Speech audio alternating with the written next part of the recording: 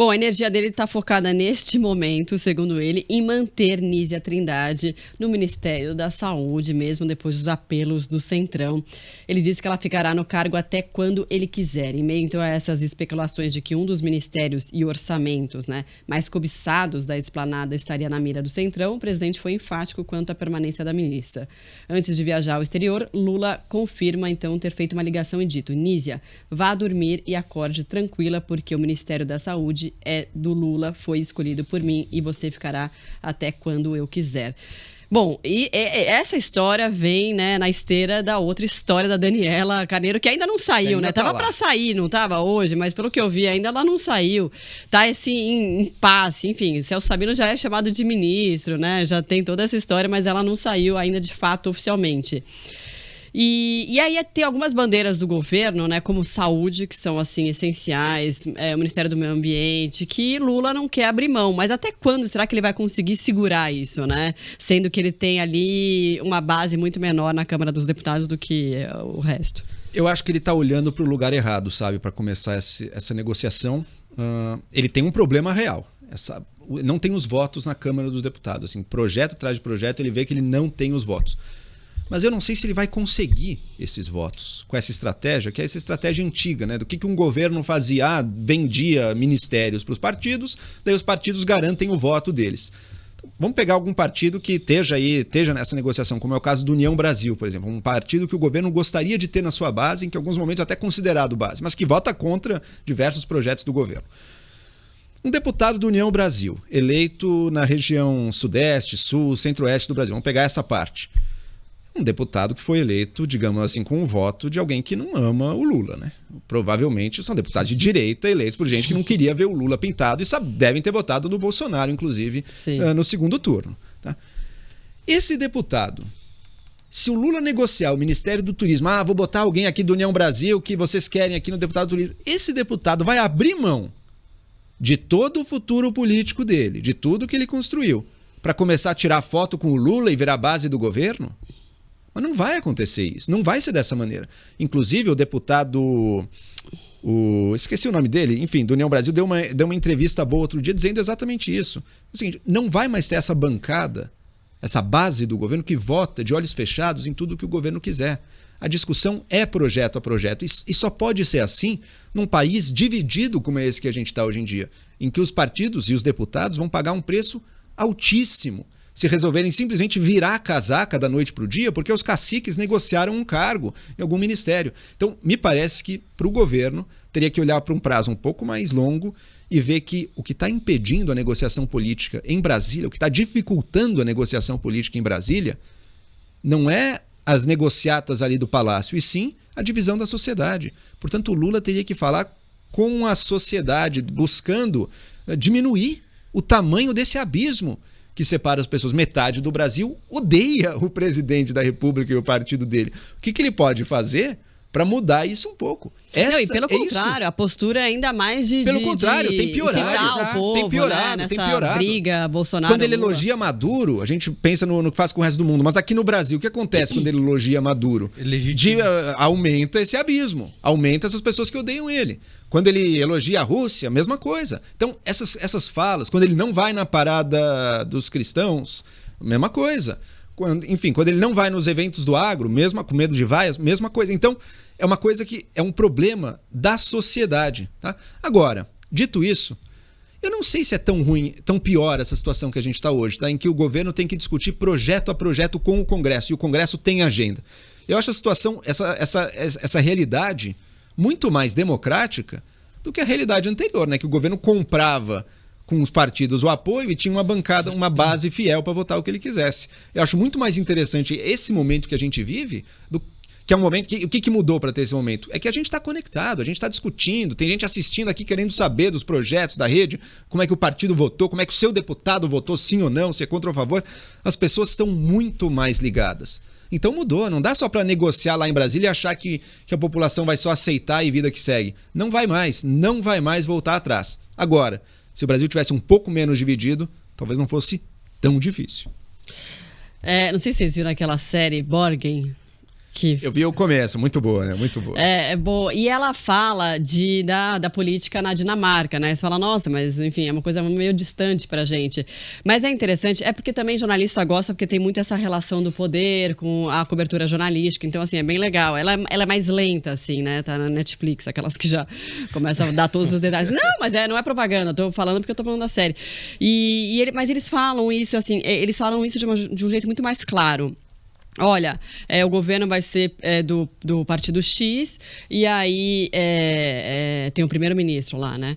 E aí eles dividem em ministérios a composição do governo, e aí eles conseguem aquele apoio de acordo com aquela divisão que é feita, e que é feita mesmo o povo se odiando, entendeu? Assim, é muito claro, assim, é tudo muito aberto, sabe? Assim, e aí quando esse primeiro-ministro, ele perde esse apoio, né, dos partidos que, eu não quero mais participar desse governo, e sai, e aí ele perde a maioria, ele é destituído, ou ele sai, né, ou ele é destituído mesmo, um negócio assim. Mas aí, geralmente, o primeiro-ministro pede para sair, né? Basicamente isso. É interessante, né? Um jeito mais claro, assim, que as pessoas conseguem ter mais clareza do que tá acontecendo mesmo, né? Do que essa coisa meio emenda e traz aqui, vai, a Daniela do Vaguinho, que, aliás, eu acho bizarro falar Daniela do Vaguinho, né, gente? Não, assim, é de um machismo e eles se chamam assim, e ela chama, enfim, é um negócio E outro ponto, surreal. já reparou que a gente discute quem vai ser o ministro do turismo sem que em nenhum momento, ninguém toque no ponto. Tá, mas qual que é o projeto dessas pessoas aí pro turismo do Brasil? Em nenhum momento isso é Não, falado. e ninguém fala também. Será que a Daniela Carneiro, que eu me recuso a falar do Vaguinho, fez um trabalho legal ou não? Ninguém fala. Ninguém faz a menor ideia. Não, sim, e não tá.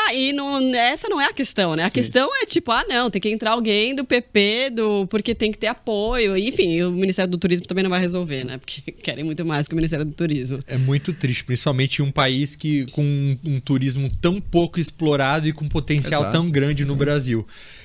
Eles parece que deixam essas áreas que eles consideram mais importantes, como saúde, educação, para pessoas com conhecimento técnico, mas eu acredito que aí deveria haver uma pressão da própria população em cima dos partidos, porque assim, essa negociação é algo que tem que ter para ele conseguir ter uma maioria, ele conseguir aprovar aquilo que ele vai achar, que ele acha importante. Mas existem sim quadros técnicos dentro dos partidos e eu acredito que deveriam ser as pessoas, eu estou aqui sendo, né, idealista, mas que deveriam ser as pessoas priorizadas para esses cargos tão importantes. É algo para qual a gente tem que começar a acordar, senão vai continuar como tá. A negociação com os partidos, ela não necessariamente é algo sujo também, sabe? Ela pode trazer pessoas qualificadas para a posição. Eu sempre gosto de fazer uma comparação. Isso é história antiga, tá? Mas vamos ver se a gente lembra, que era do governo Temer. Governo Temer negociando com, acho que era a União Brasil, inclusive, era o DEM na época, né? Quem que ia ser o ministro da Educação. E colocou o Mendonça Filho, um quadro do partido que fez um trabalho relevante, fez a reforma do ensino médio, trouxe prioridades ali, podemos discordar, podemos discutir se a reforma é boa ou não, mas ele encabeçou um projeto real, com uma ideia, sabe? E conseguiu fazer, e conseguiu aprovar, e isso aconteceu. Passa para o governo Bolsonaro, que diz, não, eu não negocio com o partido. Isso era no começo do governo, depois ele mudou e entregou tudo. Mas no começo ele dizia, não negocio com o partido, vamos botar técnicos. Botou primeiro, era um acadêmico que não sabia nada de gestão pública, não fez nada. Depois botou uns malucos ali que também não fizeram absolutamente nada. No Ministério da Educação. Da Educação. Valeu de alguma coisa? Não valeu de nada. Colocavam ouro na Bíblia, né? Primeiro, não necessariamente o técnico puro é a melhor pessoa para o cargo, porque vai ter que ter um lado político muito grande em qualquer ministério, isso vai existir. Tá? E em segundo, às vezes o quadro político, se ele tiver as prioridades no lugar, se ele tiver bem assessorado, ele pode fazer muitas coisas. Agora, o que não deve é essa situação atual, em que a gente está discutindo entre quadros políticos sem nenhuma menção a nada que se ligue à pauta. A competência técnica daquilo, né? É muito louco, fala. O resultado desse... Foi muito bom o Joel ter lembrado disso. Desse discurso do Bolsonaro de todos os meus ministros são técnicos. E encher a boca para falar disso. Resultado, emenda do relator. Foi a maneira que o Congresso achou. Que depois elegeu o pior Congresso da história. Foi por causa disso, porque eles não tinham mais os ministérios que antes eram negociados, e aí, para conseguir qualquer tipo de dinheiro para encaminhar para as bases, foi dessa maneira, emenda do relator. E agora o Congresso tem o dinheiro. O que o governo pode liberar é alguma coisa, mas o Congresso já tem muito também.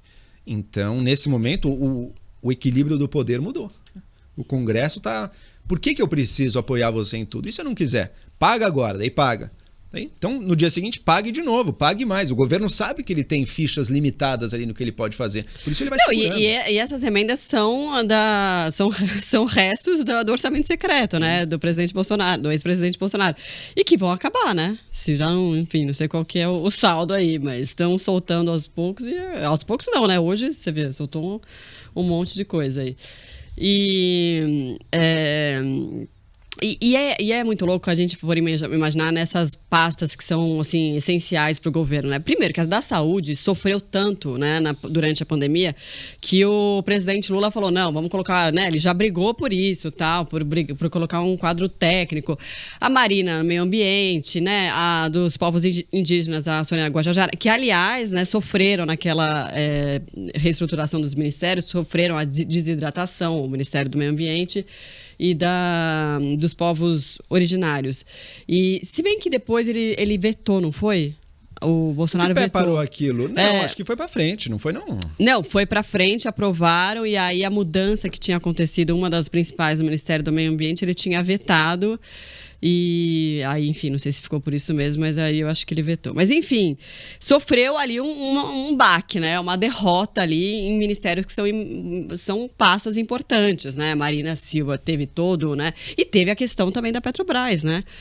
Da exploração de petróleo ali no Amapá, que a briga interna entre o Ministério do Meio Ambiente e o Ministério de Minas e Energia. Temos outro no lugar hoje, que é o gasoduto com a Argentina. E como que o Lula quer inserir o Brasil internacionalmente como protagonista ambiental, se a gente está falando de construir gasoduto, que é uma coisa que... ou ajudar a financiar isso, que é uma coisa que polui tanto, que tem tantas consequências para o meio ambiente. Então, continua. Tá dada a questão. O que aconteceu não parou. Agora, o que eu defendo é o seguinte, tem projetos que botam em risco realmente biomas e tudo, e esses têm que ser vetados. Se for só uma coisa mais difusa e tudo, pode ser negociado também, né? Não é que é tudo vetado desde o início. A Petrobras está aí, por exemplo, vai continuar extraindo petróleo, não vai parar de uma hora para outra. O negócio até porque a gente precisa, continua, né? Exato. Ainda, não, acho que tem que ter um processo, né, de transição ainda. A gente precisa, não tem como, né? E o petróleo não é só combustível, né? Às vezes serve para várias outras coisas. Gente, muito obrigada, viu? Foi um sucesso. Tô lendo aquelas mensagens. Estão xingando a gente? Bota os piores xingamentos, por favor, os piores. Não, é que são poucas as mensagens que dá pra ler, né? Depois a gente... louco. Não, mas é sempre assim, não é porque são vocês, é porque as pessoas, elas desopilam muita raiva, muito. Né? Comentário de YouTube é um negócio assim que... Não, é impressionante, assim. Ó... Não precisa ler, não. Não, leia, precisa. Vou ler uma fofinha que tá me elogiando, então vou ler, que é pra mim mesma, isso, né? O Danilo, só eu acho a risada da Marcela sensacional, gostosa de ouvir. É verdade. Não, um monte de gente fala da minha risada que é meio escandalosa, na verdade.